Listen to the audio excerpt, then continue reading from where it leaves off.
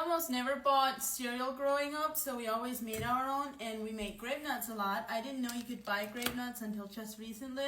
So today I'm going to make homemade Grapenuts. I've never had any store-bought, so I don't know how these are going to taste compared to store-bought. But I have a tablespoon of butter here that I am going to put in the microwave to soften it a bit. Now that that's softened, we're going to add 3 tablespoons of maple syrup. You can also use sugar, but this is a sugar-free version, so I'm going to use maple syrup. Then we're going to do 1 tablespoon of blackstrap molasses.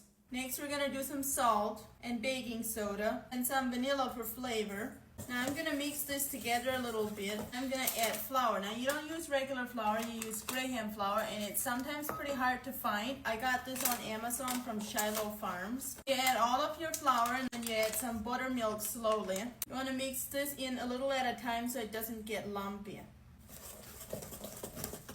This is what the finished dough looks like. Put it in a greased glass baking dish. It doesn't have to be glass, but it works best if it's glass. Spread it out as evenly as you can, then you put it in the oven and bake it until a toothpick inserted in the center comes out clean. I just pulled it out of the oven. The knife comes out clean when you insert it in the middle, so I'm going to put it on this crate to let it cool down. Once it's cooled down, cut it into pieces. You're going to grate it up, so cut it into small enough pieces to handle it well.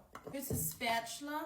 Get it out. It's going to look something like cake, but don't eat it like this, although it is edible and you could if you wanted to. Then take your grater and grate it onto a pan. You don't want to grate it too fine, but nice and grated. You can also, if you don't have a grater, you could probably just crumble it up, but it's easier to just grate it. I grated it all in here. When I spread it out evenly, you don't want to put it in too thick, but that was enough for 1 pan. Now I'm going to put it in the oven on low heat. You want to roast it, stir it every now and then so it doesn't cake together. So I roasted them. I already ate some of them, so there's not as many in here anymore as there was, but they're all dried out now. You want to store them in an airtight container, and once you're ready to eat, you just eat them like regular grape nuts.